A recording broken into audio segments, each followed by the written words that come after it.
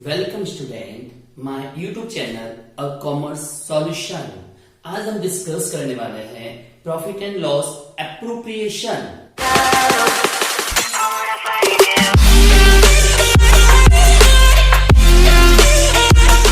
Appropriation account. तो P and L appropriation account discuss करने से पहले मैं आपको बता देता हूं P and L appropriation account क्यों बनाया जाता है। पी एंड एल एप्रोप्रिएशन बनाने का एक ही मेन रीजन है कि पार्टनर्स के जितने भी प्रॉफिट्स है, पार्टनर्स के प्रॉफिट को डिस्ट्रीब्यूट करने के लिए P and L appropriation account बनाना पड़ता है। पार्टनर्स अलग अलग डिफरेंट टाइप्स के होते हैं। कुछ वर्किंग पार्टनर्स होते हैं जो सैलरी की डिमांड करते हैं, कुछ नॉमिनल पार्टनर्स होते हैं जो नेम देते हैं तो कमीशन की डिमांड करते हैं, और कुछ पार्टनर स्लीपिंग पार्टनर होते हैं जो ओनली कमीशन की डिमांड करते हैं। तो डिफरेंट टाइप के पार्टनर्स डिफरेंट डिमांड कर सकते हैं। तो सोल प्रोप्राइटर बिजनेस जो तुमने 11th में पढ़ा था, तो 11th में जो सोल प्रोप्राइटर बिजनेस बना था उसमें सिंगल पर्सन ओनर होता था, इंडिविजुअल पर्सन ओनर होता था। तो इंडिविजुअल पर्सन ओनर होने की वजह से बिजनेस के जितने प्रॉफिट्स है सारे प्रॉफिट्स बिजनेस ओनर सेल्फ ले लेता था। तो कैपिटल के अंदर डायरेक्टली उसका नेट प्रॉफिट ऐड करते थे। हमको पता है 11th के अंदर हमने जो फाइनल अकाउंट पढ़ा था, तो 11th में फाइनल अकाउंट में हमने 3 चीज पढ़ी थी। 3 चीजें कौन कौन सी? Trading account, P and L account and balance sheet. और पी एंड एल का नेट प्रॉफिट हम डायरेक्टली कैपिटल के अंदर ट्रांसफर कर देते थे।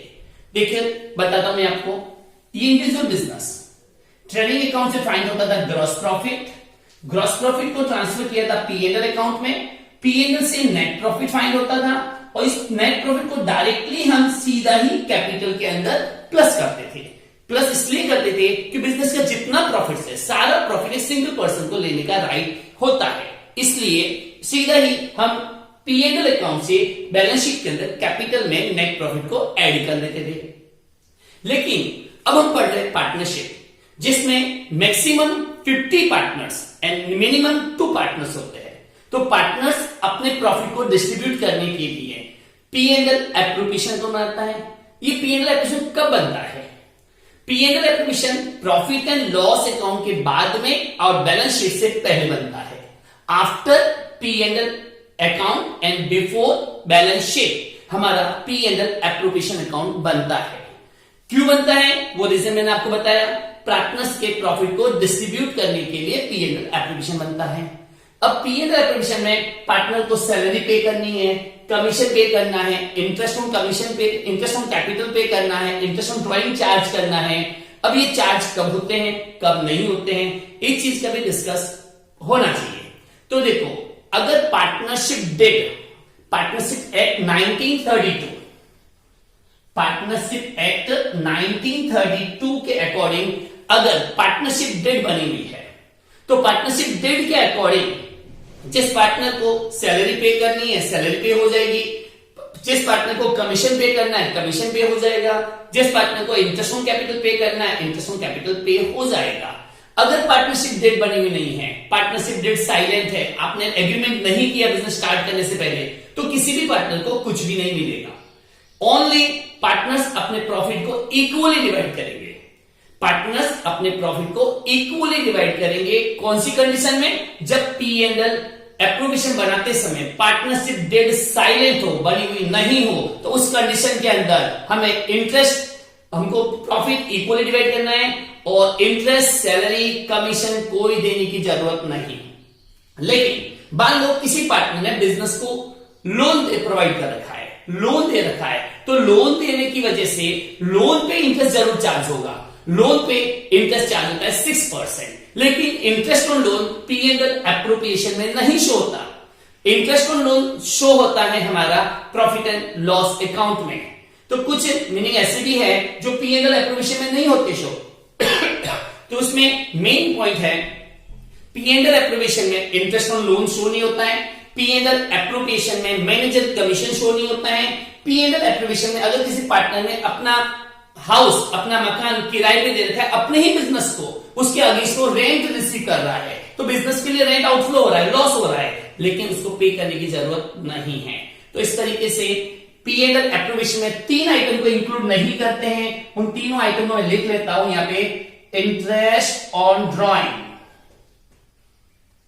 Sorry interest on loan, second rent, interest on loan और रेंट और मैनेजर कमीशन।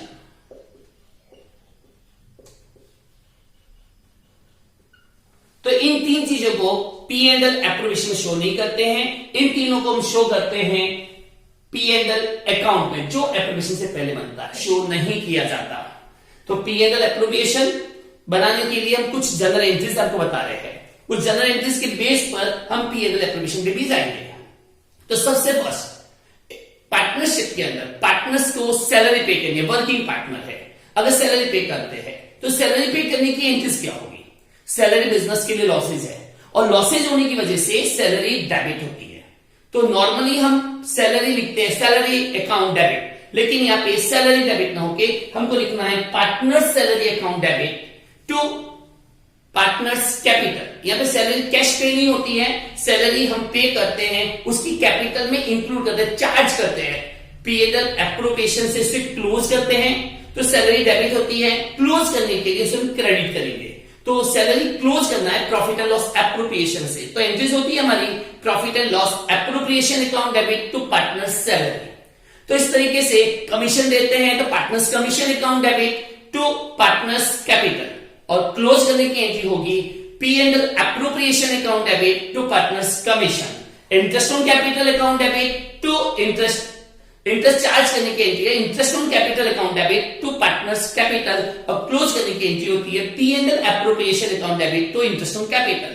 तो उसी तरीके से ये डिफरेंट एंट्रीज होगी जो मैं समझा रहा हूं, देख लिए। सबसे फर्स्ट किसी पार्टनर्स पी एंड एल का जो नेट प्रॉफिट है उसे एप्रोप्रिएशन में ट्रांसफर करना है।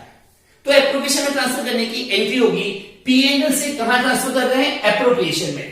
तो एंट्री होगी profit and loss account debit to profit and loss appropriation. जब पार्टनर्स को कमीशन, इंटरेस्ट, सैलरी ये चीज पे करते हैं तो बिजनेस को लॉसेज है, तो उसकी एंट्रीज होगी partners salary account debit, partners commission debit, interest on capital account debit to partners capital, और क्लोज करने की entry P and L appropriation account debit to partners interest commission and salary. उसी तरीके से इंटरेस्ट ऑन ड्रॉइंग पार्टनर जब personal use के लिए withdraw करता है तो बिजनेस को पे करता है, तो इंटरेस्ट पे करता है, बिजनेस के लिए बेनिफिट है, पार्टनर्स के लिए लॉसेज है। तो इस कंडीशन में हमको एंट्रीज करनी है इंटरेस्ट ऑन ड्रॉइंग की partners capital account debit to interest on drawing, और इसे क्लोज करेंगे प्रॉफिट एंड लॉस एप्रोप्रिएशन से। तो एंट्री होगी interest on capital account, interest on drawing account debit to profit and loss appropriation, और last जब profit and loss appropriation का profit निकल जाता है तो प्रॉफिट को डिस्ट्रीब्यूट करने के लिए हम एंट्रीज करते हैं प्रॉफिट डिस्ट्रीब्यूट करने के लिए profit and loss appropriation account debit to partners capital. तो इस तरीके से पार्टनरशिप के अंदर पार्टनर्स को अपने प्रॉफिट को डिस्ट्रीब्यूट करने के लिए पी एंड एल एप्रोप्रिएशन बनाया जाता है। कभी कभी पार्टनरशिप के अंदर कुछ प्रॉफिट रिजर्व में ट्रांसफर करते हैं, तो रिजर्व में ट्रांसफर करते हैं तो वो भी उसकी भी simple entry P and L appropriation account debit to general reserve. तो उस तरीके से अब ये P and L appropriation account बनाया। तो फर्स्ट हमने प्रॉफिट को ट्रांसफर किया by profit and loss appropriation, इस एंट्री पोस्टिंग देखेंगे तो भी हो जाएगा, और डायरेक्ट ट्रांसफर करते हैं।